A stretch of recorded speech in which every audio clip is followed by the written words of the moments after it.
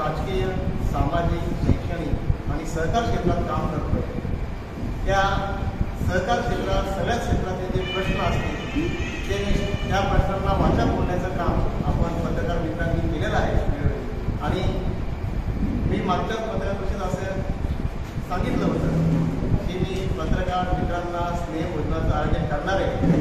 त्याला 2-3 महिन्याचा कालावधी निघून गेला आणि मला असं आज वाटलं आज अक्षय्य दिवस आहे, चांगला दिवस आहे आणि या शुभ मुहूर्तावर आपण पत्रकार परिषद घ्यावी आणि आपल्या पत्रकार मित्रांना स्नेहभोजनाचा लाभ द्यावा अशी माझी मनापासून इच्छा झाली आणि आज माझ्या विनंतीला मानून या ठिकाणी आला.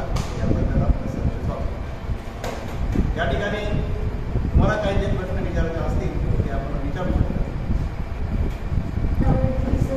सहकार, सामाजिक, शैक्षणिक तसेच राजकीय क्षेत्रात काम करतात. सध्याच्या घडीला तुम्ही राजकीय क्षेत्रामध्ये दिसत नाही, तुमची भूमिका काय आहे? खरं तर जेव्हा आपण करता पूर्णपणे बाजार समितीची निवडणूक झाली, आपल्या सर्वांना माहीत आहे त्याची निवडणूक माझं निवडणुकीचा अर्ज हे अवैध झाला होता, तो वैध झाला. त्यानंतर या सर्व त्यानंतर मी अपक्ष म्हणून लढलो आणि निवडून आले आणि निवडून आल्यानंतर जे काही पक्षांनी म्हणजे राष्ट्रवादी काँग्रेस पक्षाच्या वतीने जे सोशल मीडियावर भाऊ गोंधळे हा जिल्हाध्यक्ष असताना त्यांनी पत्र व्हायरल केलं की विनायक साबळे यांनी पक्ष शिस्त पाळलेली आहे म्हणून त्याची हकालपट्टी करण्यात आलेली आहे असं त्या ठिकाणी सोशल मीडियावर होतं. त्यानंतर मी पत्रकार परिषदेत माझा खुलासा केला. परंतु त्या दिवसाच्या नंतर या नागपूर तालुक्यात भाऊ गोंधळी कधी काही आपल्याला दिसला नाही. पण मी पण त्या ठिकाणी नंतर कुठल्याही राजकीय पक्षात समाविष्ट झालेलं नाही किंवा कुठल्याही राजकीय पक्षाच्या कार्यक्रमाला गेलेलं नाही. त्याच्यामुळे आता निवडणुकीचे वाद असताना अनेक बदल होतात. आज कोण कुठे आहे, उद्या कुठे असणार आहे, त्याच्यापेक्षा आपण स्वाभिमानी विचाराचे कार्यकर्ता आहे.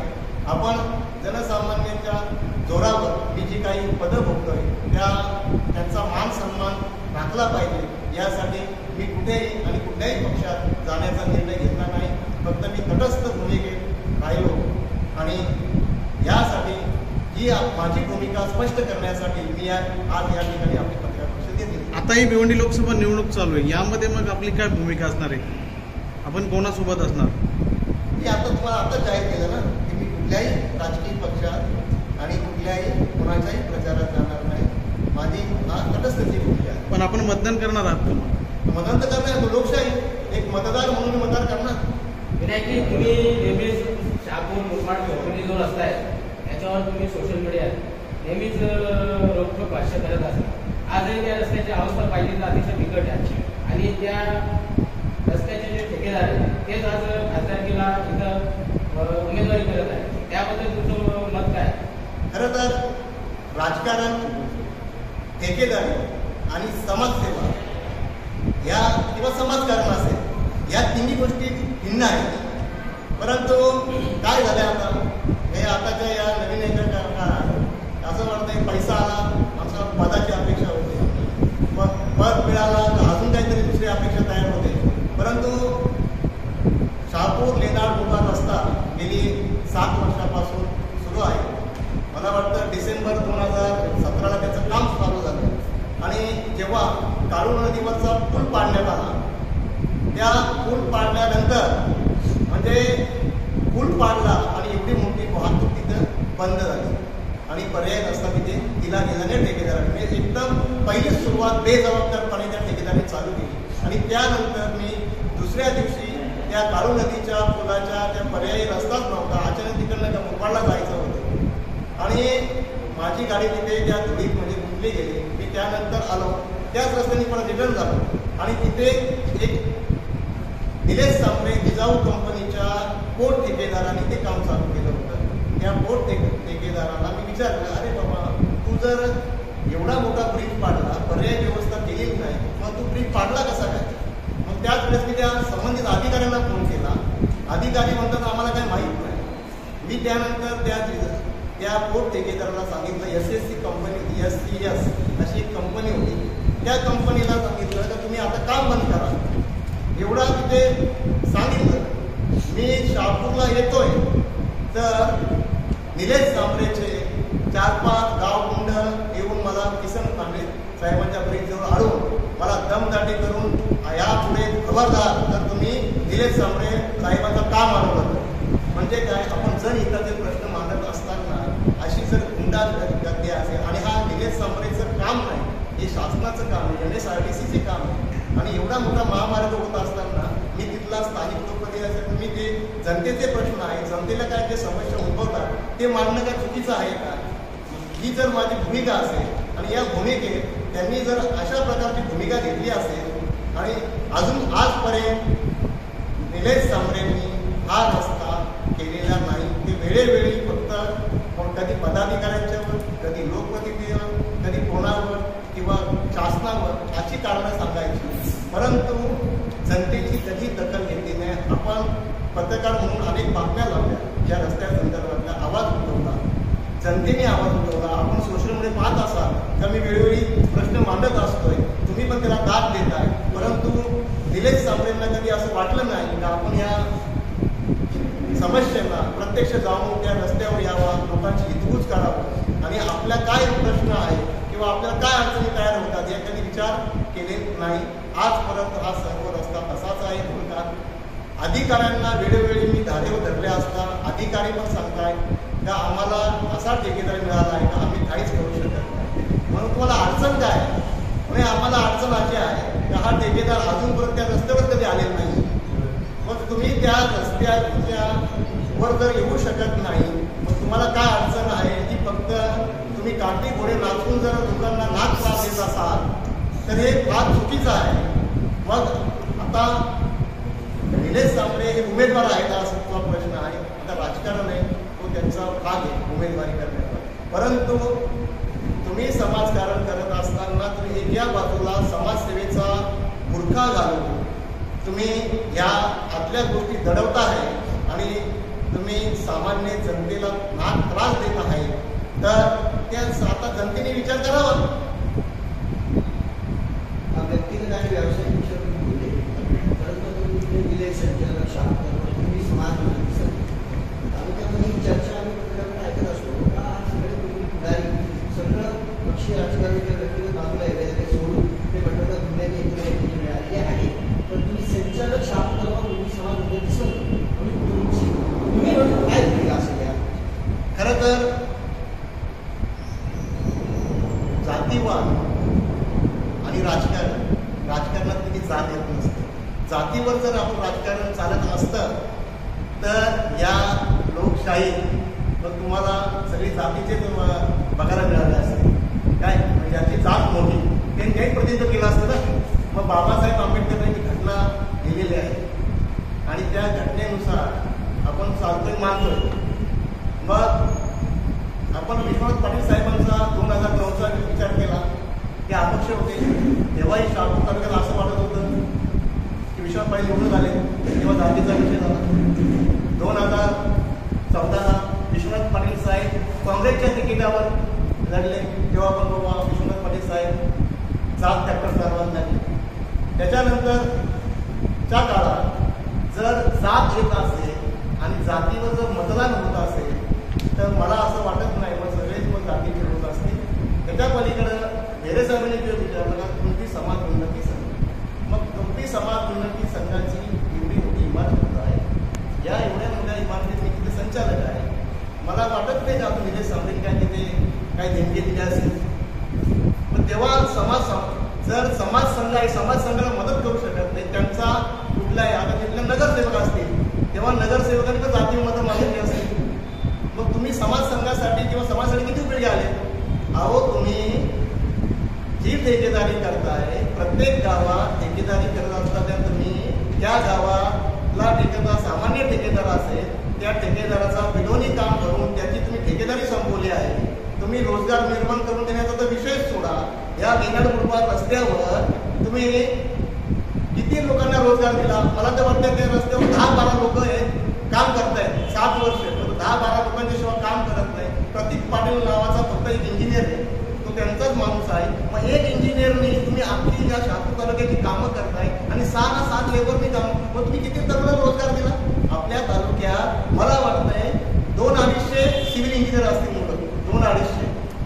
तुम्हाला किती लोकांना तुम्ही रोजगार निर्माण करून दिला तिथे?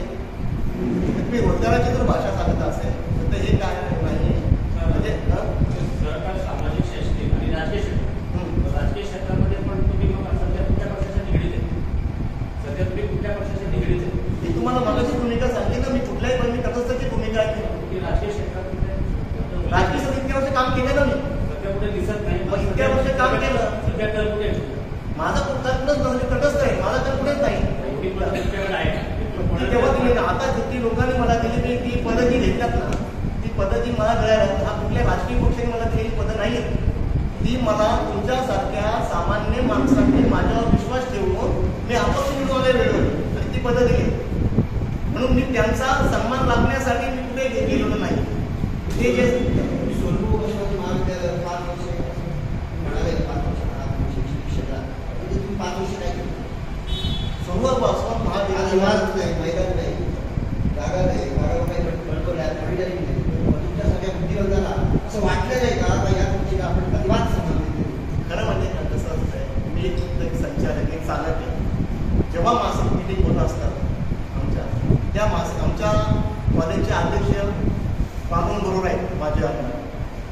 आणि अध्यक्षाची भूमिका अशी असते की संस्थेचा संचालकपेक्षा त्यांचे पदाधिकारी असतात, म्हणजे अध्यक्ष असतील उपाध्यक्ष असतील, तर त्यांनी जो कमिटी निर्णय किंवा सभांमध्ये जो मंजूर करायचा असतो आणि त्याची अंमलबजावणी करण्याचं काम अध्यक्ष उपाध्यक्ष यांचा असतो. परंतु तुम्ही जो प्रश्न उपस्थित केला त्या जागेसंदर्भातचा, खरं ज्या तात्यांनी ही एवढी मोठी जागा दिलेली आहे आणि संचालक म्हणून किंवा मी पदाधिकारी म्हणून तिथे जातो मिरवतोय, तर नक्कीच आमची ती जबाबदारी आहे. आणि मी ज्या दिवशी गेलो त्या पदावर त्याच्या दुसऱ्या महिन्यात जी मासिक मीटिंग झाली त्या मीटिंगमध्येच मी सांगितलं का आपल्या ह्या महाविद्यालयाची जागा किती आहे आणि ती जागा पहिला मोजणीसाठी प्रस्ताव मी ठराव हे केला, तिथं सूचना केली. त्याप्रमाणे तिथे मोजणी झाली, परंतु एक वेळा मोजणी झाली, परत तिला काही सहकार्य मिळालं नाही. कोणाचा तरी हितसंबंध आड येतो असं मला वाटतंय आणि त्याच्यामुळे ती आजपर्यंत त्याची मोजणी होऊन पण ती अद्यनिश्चिती झाली नाही. परंतु मला प्रामाणिकपणे असं वाटतंय का तिथे कोणाचाही पुढाकार बाळगला नाही किंवा हितसंबंध जोपासू नये आणि ती महाविद्यालयाची जागा आहे, ती जागा ज्या तात्याने दिली त्या तात्याचा पण तिथे वरती त्याचा सन्मान राखला पाहिजे आणि ती जागा मोजून ती महाविद्यालयात ताब्यात आली पाहिजे. ही माझी ठाम भूमिका आहे. विनायकजी, तुम्ही कृषी उत्पन्न बाजार समिती आणि खरेदी विक्री संघाचे संचालक आहात. कृषी उत्पन्न समितीच्या गाड्यांचा प्रश्न प्रलंबित आहे. त्या अनेक प्रकारचे घोटाळे तुम्हीच सांगितलेले आहेत आणि खरेदी विक्री संघ पण काय कांदा राहिलेला आहे, तिथेही खूप सारे अनुचित प्रकार किंवा घोटाळे घडतात. तुम्ही नेहमीच त्याच्यावर आवाज उठवता, परंतु आजपर्यंत त्यांनी काय त्यांच्या पद्धतीत कार्यभागात काय सुधारणा केली आहे? पहिला प्रश्न तुमचा खरेदी विक्री संघाचा आहे. खरेदी विक्री संघाला आता निवडणूक होऊन संचालन 6 वर्षांनी म्हणजे आपली मुदत पण त्याची संपलेली, परंतु सहकार्याच्या सर्वच निवडणुका या अशा काही आपल्या ओबीसीच्या मुद्द्यामुळे ते निवडणुका स्थगिती आहे.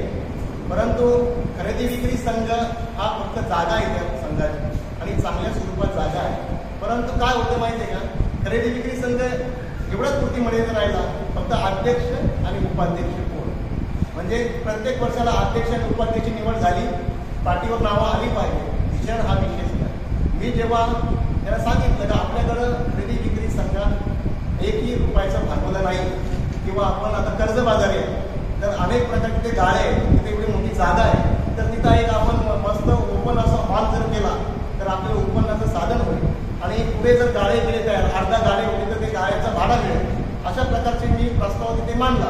परंतु त्या प्रस्तावाला अडचण अशी आली का तिथे आपल्यासाठी आपण त्या बँकेची पत राहिली नाही, खरेदी विक्री संघाची बँक काय लोन देणार नाही. मग त्यांना मी सांगितलं तर आपण एवढा आटापिटा करून सर्व सक्षम आहेत संचालक, ते जेवढे आता त्या कमिटीवर संचालक आहेत एकदम सक्षम आहे. म्हणून आपण काय करावं, 1-1 लाख रुपये आपण अनामत म्हणून काढूया आणि आपण अनामत काढायचं गाळे बांधू आणि मग गाळे बांधल्यानंतर त्या गाळ्यांचा डिपॉझिट स्वरूपात पैसे घेऊ आणि ते नंतर भाडेतत्वावर देऊ. म्हणजे डिपॉझिटचे पैसे आले तर ते आपण आपली अनामत रक्कम काढून घेऊ. म्हणजे तिथे एक वाहतूक तयार झाली, आज तिने एक वाद तयार झाला असता लग्नाला, म्हणजे काहीतरी 2 रुपयाचा उत्पन्नाचा मार्ग तयार झाला असता.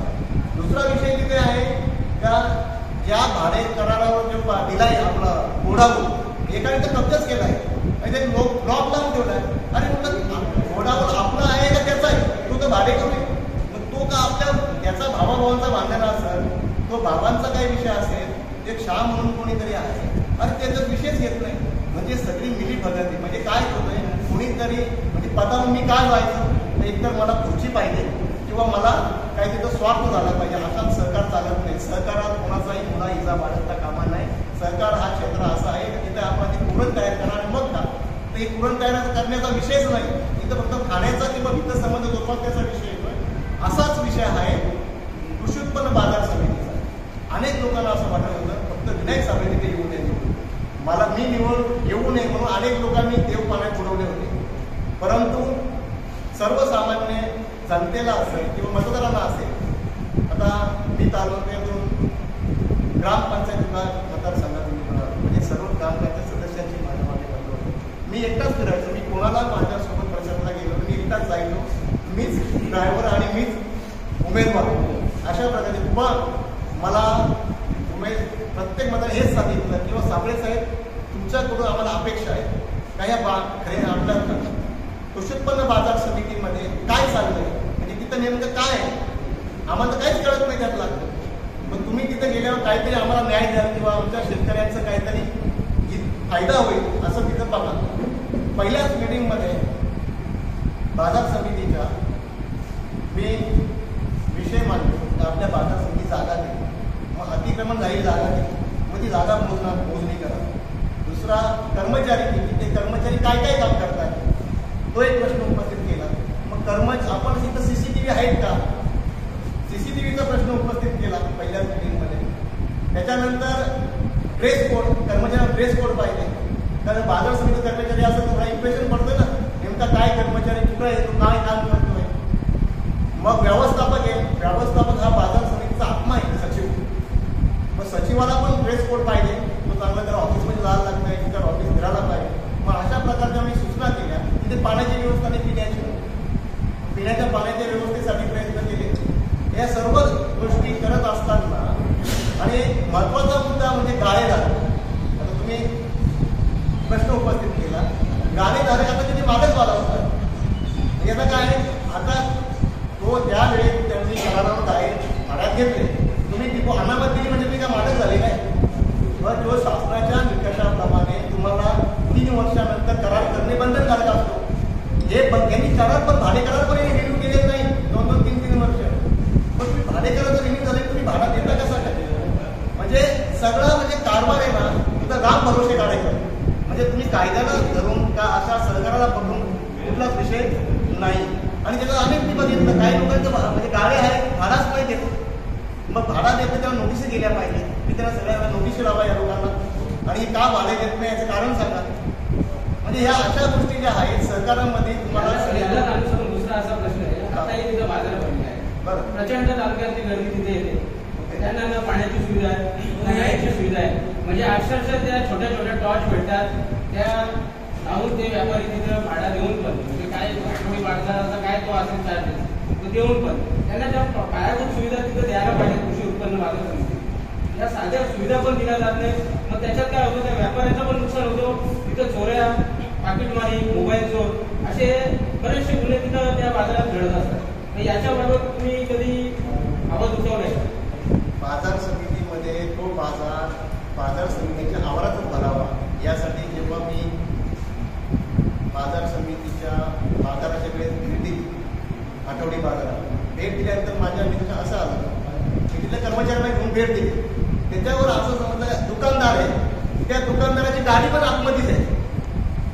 काय म्हणजे एका ठिकाणी दुकान आहे, एका ठिकाणी गाडी आहे. आता गाडी आवारात पार्किंग करता येत नाही. मग त्या गाडीने दुकानाच्या दुप्पट जागा अडवली. मी त्यांना तेव्हाच सांगितलं येऊन कर म्हणजे तुम्ही आत्ताच्या आता निर्णय घ्या, समिती कमिटी निर्णय घेणार. पहिले गाड्या काढा, नाहीतर पहिला 50 रुपयाची त्याची पावती पाडा. मी डायरेक्ट पावती पाडा लावली. तर तुम्ही पावती इतक्या वर्ष तुम्ही पावती का घेत नाही. बाजार समितीच्या उपविधित नियम आहे का बाजार समितीची त्या आवाराची गाडी त्या गाडीची तुम्हाला पार्किंगची पावती घेणं बंधनकारक आहे. मग या लोकांनी पावतीच घेत नव्हते. त्या दिवशी 7,000 मिळाले 7,000 रुपये. आता कंटिन्यू प्रत्येक बाजाराला पार्किंगचे पैसे घेतले जातात आणि त्या मधल्या आवारात मी गाडी त्यांना लावायला सांगत नाही. बाहेरचा जी जागा आहे त्या जागेत गाडी लावायला त्याची व्यवस्था केलेली आहे. संचालक शापूर तालुका कुणबी समाज उन्नती संघ आपण जातीच्या नावाने कळत नाही, परंतु निलेश सामाजिक अपक्ष उमेदवार त्यांनी सर्व जाती धर्मातील कोर्टावर IAS वगैरे मोठमोठे शिक्षण आरोग्य सेवा असं मोठमोठे दिले, परंतु एवढे असून सुद्धा पक्षाने त्यांना तिकीट दिलं नाही. म्हणजे कुणबी समाजाला खच्चीकरण म्हणजे असं मला वाटत नाही का? तुम्ही जर बोलता समाज उन्नती संघ कुणबी समाजाला जाऊन पक्ष जातीवर चालतो ना, जातीवर नाही तिकीट काय नाही मिळत म्हणजे भेदभाव घेतला कुणबी समाजाला. बघा पक्ष त्यांनी तर पक्षात प्रवेश करायला पाहिजे होता. त्यांना निवडणूक खासदार व्हायचं होतं का नाही. असा चालत नाही का मी कुठली एक संघटना काढली नाही नेता झालो असा वैयक्तिक इंडिव्हिज्युअल कोणी ही देशाची निवडणूक येऊ. इथं लोक राहुल गांधीला बघून मतं देणार आहे, इथे मोदी साहेबांना बघून मतं देणार आहे, एकटा निलेश सावंतला बघून मतं देणार नाही. ही संघटना की जाऊ ठीक आहे सामाजिक काम करत असते. मोदी बघून लोक मतदान करणार भ्रष्टाचारमुक्त भारत. शापूर तालुक्याच्या प्रत्येक सरकारी कार्यालयामध्ये आपल्या तहसीलदार कार्यालय पैशाशिवाय काम कुठे गेल्या भ्रष्टाचार काही नाहीये, परंतु हे जे चाललंय. अहो तुम्ही भ्रष्टाचार विषय करताय पण तुम्ही आता निलेश सावंत ठेकेदार म्हणून आहे, तुम्ही त्याच्या कामाची गुणवत्ता बघा. त्याला जबाबदार कोण देणार कोण करणार? गुणवत्ता येतो त्याचा दान धर्म पण देतात. अरे म्हणजे एकेकडे चोऱ्या करायच्या दुसरीकडे दान धर्म करायचं म्हणजे ते फार समाज त्यांनी शिकवलं गोरगरिबांच्या मुलांना शिक्षण दिलं IPS बनवलं अजून काय पाहिजे. त्यांनी हा वादविवाद नाही, पत्रकार परिषद आहे. पत्रकार परिषदेप्रमाणे ऐका ना, आपले राजकीय विरोधक हरीश पश्चिम यांची भाजपनी हकालपट्टी केली. नगरसेवक पद कालांतराने रिक्त होऊ शकतं. आपण त्या ठिकाणी निवडणूक लढवणार, तर यावेळेस सुद्धा आपण त्या ठिकाणी निवडणूक लढवणार. कसं आहे माहिती आहे का, आता तो जरदरचा प्रश्न आहे. त्याच्यापेक्षा तुम्ही बोलला ना हरीश पश्चिम राजकीय विरोधक, तसं मी आता माझ्या दृष्टीनं तुम्ही कोणाच विरोधक मानत नाही आणि विरोधक मानत असतो तर ही मी आजची पत्रकार परिषद घेतली नसते. महत्वाचं कारण मला या सर्व गोष्टीत आलीच होती. कोणासाठी विरोध करायचा आणि का करायचा हा माझा पहिला प्रश्न आहे. तर की जरदरचा विषय आहे, मी तिथे निवडणूक लढलेले जेव्हा जागा झाली खाली तर बघतो. दुसरा विषय असा आहे, जेव्हा यांनी विषय म्हणला पत्रकार भेरेल की बाबा त्यांना तिकीट दिलेलं आहे तर तेव्हा स्वतःची ताकद आहे, एवढी समाजसेवा करताय. मग 500 मतदार संख्या असलेला आपला वाद होता. आता त्या हरीश पश्चिम तुम्ही आता उल्लेख केला. मग तेव्हा शिवसेनेने त्यांना नाकारलं तिकीट देणं. मग त्यांना BJP प्रवेश करावा वाटला. मग जिजाऊची बी ताकद एवढी दान धर्म एवढा सेवा आहे, 500 मतांच्या नगरसेवकांना दुसऱ्या पक्षात का जावं लागतं. मग तेव्हा जिजाऊ संघटनेच्या माध्यमातून त्यांनी उमेदवारी का केली नाही. म्हणजे राजकीय पक्षाशिवाय काही चालत नाही, सिद्ध आहे ना. तालुक्यात चर्चा होय गेल्या अनेक दिवसांपासून आक्रमक भूमिकेत असणारे विनायक सावंत आता कुठेतरी भूमिका बदलत आहे, शांततेकडे जाणार. खरं आहे, कारण मी अनेक निवडणुका जेव्हा लढलो म्हणजे मी जे राष्ट्रवादी काँग्रेस पक्षाचं काम करत होतो या पक्षात असताना मी अनेक निवडणुका लढलो, पण मला प्रत्येक वेळी अपक्ष निवडणूक लढण्याची वेळ आली. मग पक्षाने मला संधी कधी देणार. जेव्हा मला संधी आता बाजार समितीवर मिळणार होती तेव्हाच पक्षाने माझा जर विचार केला नाही तर मग आपण हेच करत राहायचं का. पक्षाच्या काय बोलतात त्या पालख्या वाद राहायच्या का असा. म्हणून मी शांततेची भूमिका घेतली की आता आपण फक्त आपल्या माणसासाठी काम करायचं. ज्या लोकांनी मला एवढ्या विविध पदांच्यावर बसवलं आहे त्या विविध पदांच्यावर बसवल्या त्या लोकांचा सन्मान राखण्यासाठी आणि त्यांच्यासाठी काम करायचं फक्त. मग आपण पुढचं पाहू काय असणार त्याच्यासाठी काम करायचं बघू नंतर भूमिका या निवडणुकीनंतर भूमिका घेऊ. कारण अशा वेळेस अनेक जण संस्था संघटना किंवा काहीतरी विचार आहे. आपल्या तालुक्यात विविध फाउंडेशन आहे, काय विविध संस्था आहेत, विविध आहेत. आपण बघतोय या फक्त काय असते माहिती का, नावाला असतात फक्त मी पण आहे. मी बघा मी कुणबी झाली मी हे सगळं मी पण आहे. मला मी पण आवडतच नाही. मी समाजात सामान्य माणसात राहणारा आहे आणि सामान्य माणसाच्या विश्वासावर काम करणारा मी एक कार्यकर्ता आहे. सर्व पत्रकारांची तुमचं प्रेम आहे आणि सर्व पत्रकारांना असं वाटतं की या क्षेत्रात तुम्ही बॅनर दिला या क्षेत्रात तुम्ही काहीतरी करू शकता. प्रशांतजीने एक चांगला प्रश्न विचारला अतिक्रमणाच्या बाबतीत की संचालक कुटुंब आधार समिती तर ग्रामपंचायतीची अतिक्रमण केलं हे तुमच्या लक्षात अजून आलेलं नाही. आणि जर तुमचं संचालक भूमिका जर भेटेल नसेल तुम्ही प्रशासनाकडे जाऊन होणार आहात का असंच त्यांची 5 वर्ष ते सांगितले जायचं. खरं तर तुम्हाला ग्रामपंचायतीने अतिक्रमण केलं आहे विनायक समितीची काय भूमिका आहे, पण ज्या दिवशी मला समजलं मी किनवलीला नेमका रविवारी बाजार असताना असं मला वाटलं मी आल्याला होतो आणि किनवलीच्या बाजारच्या दिवशी रविवारी बाजार असतो गेलो तर तिथे असं बांधकाम केलेलं मला दिसलं ट्राफिकमध्ये. हे काय प्रकार आहे. मी त्याच वेळेस सभापतीला फोन केला, उपसभापतीला फोन केला, अरे बाबा आपल्या आवारात आपल्या जागेत हा बांधकाम केलं कोणी म्हणजे बांधकाम ग्रामपंचायतीने केले ती टाकी काहीतरी आणली आपलं स्वच्छ भारत अभियानाचा. मी त्याला कॉल केला तर म्हणे सभापती म्हणतात मला काही माहित नाही. मी उपसभापतीला फोन केला, तिथल्या स्थानिक संचालकाला महेश पतंगरावला फोन केला, तिथल्या सुनील धानके मला नेमका अचानक तिथे भेटला त्यानंतर. तर म्हटलं काय सुनील तुम्ही इथं स्थानिक आहात, आपल्या बाजार समितीची जागा वर अतिक्रमण होतंय आणि तुम्ही उलट वेळेला बघता.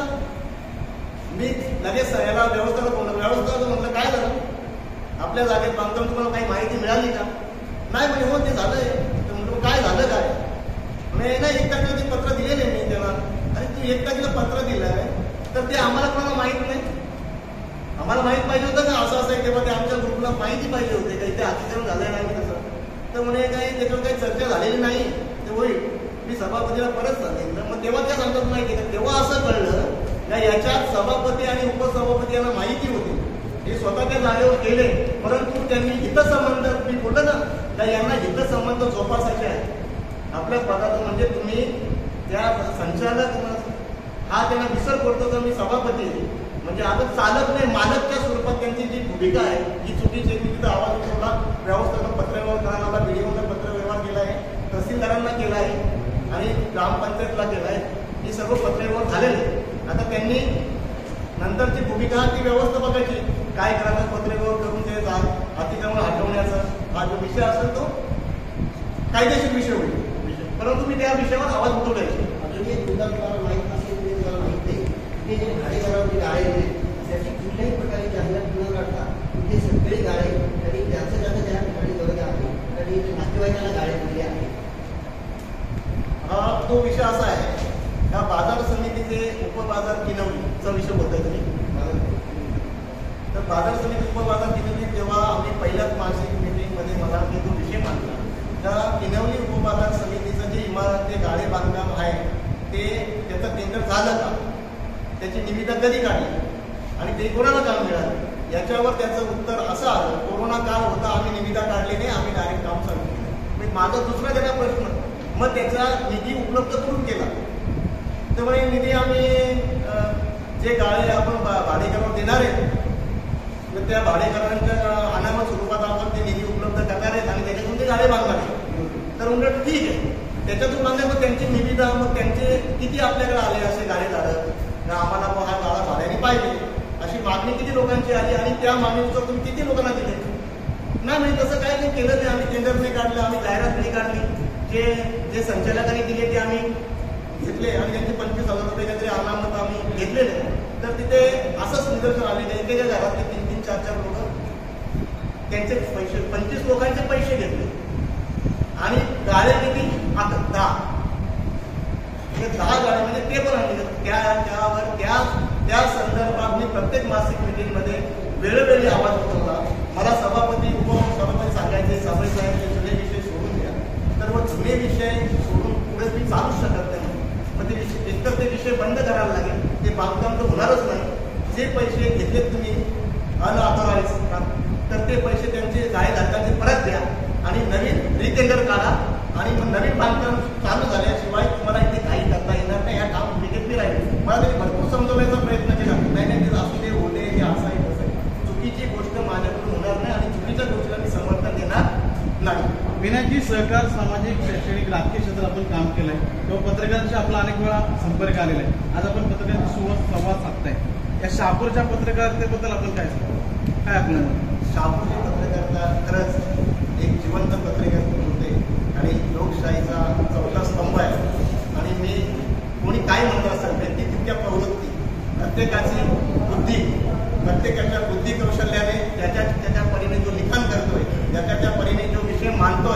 आणि तुम्हाला सांगतो मी ठाणे जिल्ह्यात आता मी मला जेव्हा आपल्या शहापूरच्या पत्रकारांचा आणि शहापूरच्या जनतेचा दरार आहे, म्हणजे एक प्रकारे आपण असं सांगतोय की आपली खरं सांगतो तर शहापूरची जनता ही स्वाभिमानी आहे आणि शहापूरचे पत्रकार पण स्वाभिमानी आहेत.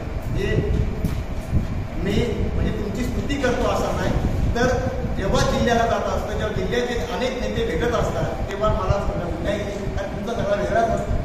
तर म्हटलं खरं आहे, आमचा हा तालुका हा झुंजार तालुका आहे आणि काय होतंय, तो आंदोलन करतोय, न्याय मागतोय, परंतु मला एकच गोष्टीचं दुःख वाटतंय की या सर्व गोष्टी असताना पण तुम्ही शहापूर कुर्बा लिडा रस्त्याला न्याय देऊ शकले नाही. मग तुमची पत्रकारिता म्हणून मी तिथे कमी पडली असताना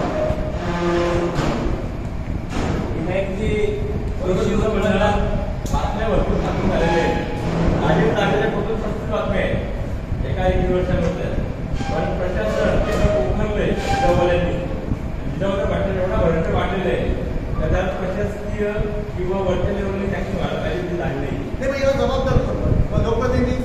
मला सांगा, तो जो रस्ता आहे 2001 मध्ये सुरू झाला बरोबर, 17 जो उद्घाटन कोणी केला, खासदार कपिल पाटील फडणवीस आहे. त्यांनी पण केला. त्या रस्त्या संदर्भात सरकारच्या प्रतिनिधी म्हणून कपिल पाटील साहेबांचं काही काम नाही, कर्तव्य नाही आहे त्या रस्त्यासंदर्भात. जर तो केंद्राचा पैसा आहे, फक्त MSRTCला तो वर्ग केला आहे, पण केंद्राचा पैसा आहे.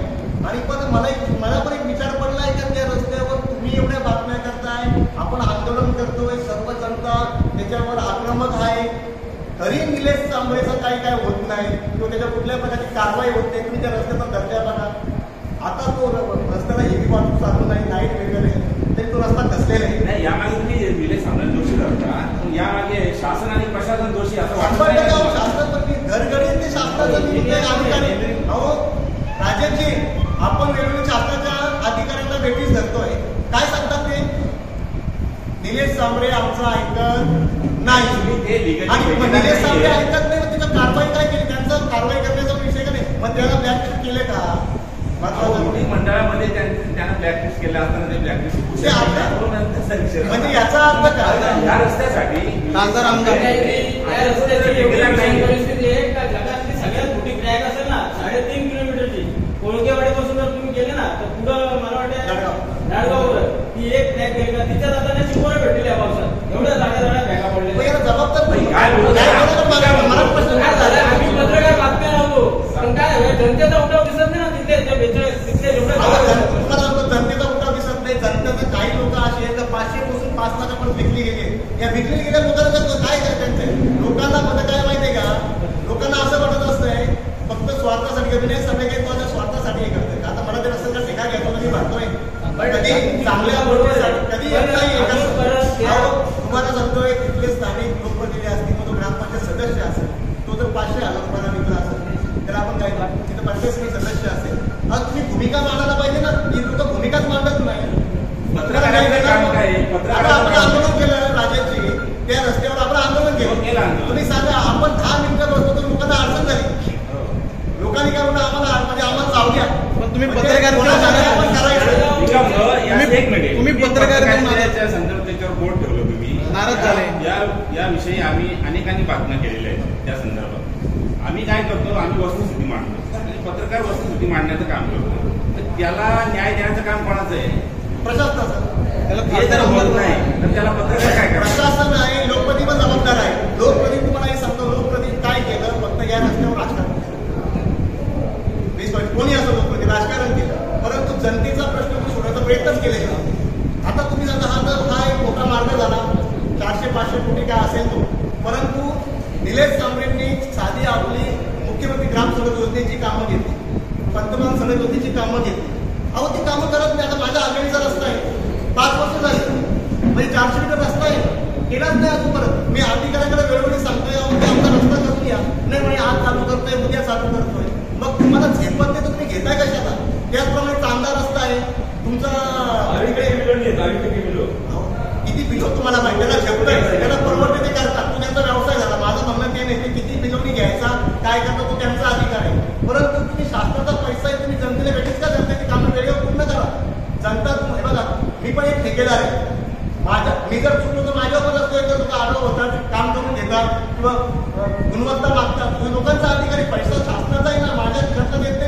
मी जेव्हा माझ्या खिशातलं काही करत असेल तर तुम्हाला बोलण्याचा अधिकार नाही.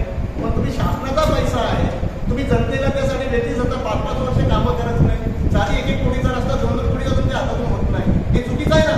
विनायकजी, मग तालुक्यात अनेक समस्या आहेत ना, पाण्यासारखी समस्या आहेत.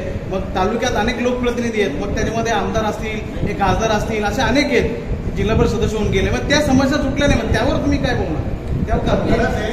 मी जेव्हा मागच्या वर्षी याच महिन्यात मे महिन्यातच बाजार समितीची निवडणूक होती आणि मी जेव्हा त्या कोतळा, कळवंडा, बुगाडा, आंगणवाडी या अशा सगळ्या भागात जेव्हा फिरलो, काय अवस्था आहे या लोकांची. पण लोकप्रतिनिधी काय बोलतो आहे, जर खरं कर्मळ असेल ना तर अनेक करता येतं. आमच्यासारखा सामान्य ठेकेदार, सामान्य माणूस कुठून तरी शासनाच्या दरबारी बांधतोय, काय करतोय आणि काही छोट्या मोठ्या योजना आणून देतोय. मग लोकप्रतिनिधींनी पण ते प्रमाणित केलं. समजा एखाद्या ठिकाणी विहीर आहे, त्या विहिरीत पाणी आहे, त्या विहिरीत पाणी त्या महिलांना 2 फूट घेऊन जाण्याची आवश्यकता काय? जर तिथे तुम्ही छोटी सोलर पंप बसवला, त्या पंपाद्वारे जर ते पाणी तिथं पोहोचवले तर ती समस्या त्या महिलांच्या डोक्यावरचं आणण्या खाली येईल ना.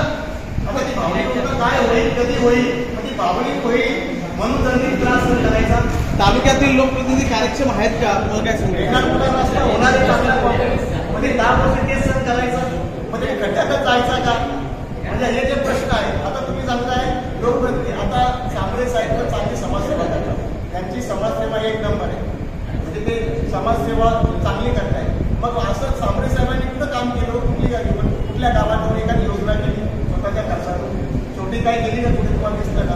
किंवा असं तुम्हाला समजलं का त्या सांबरे साहेबांनी या गावात हा रस्ता मंजूर करून आणला, या गावात हा रस्ता मंजूर करून आणला, तर समाजभरासाठी प्रयत्न केले. सांबरे साहेब ज्या ठिकाणी ज्या पक्षाची सत्ता असते त्या पक्षाच्या तिथे एकदम नेत्याच्या जवळ आहे. मुख्यमंत्री असतील, बांधकाम मिनिस्टर असेल किंवा उपमुख्यमंत्री असतील, सांबरे साहेब त्यांच्या जवळच असतात, त्या सत्तेत सहभागी असतात. विनायकजी, मला या गोष्टी काय एखादा माझा प्रश्न, एखादा ग्रामपंचायत सदस्य झाला तर तो गावच्या विकासासाठी तळमळ करतोय, कुठे शासनात दरबारी खेट्या वाटतोय, कामं मंजूर करून आणतोय, मग निलेश सांबरे साहेबांनी कसं केलं का? याच्याबद्दल उत्तर द्यावं. तुम्ही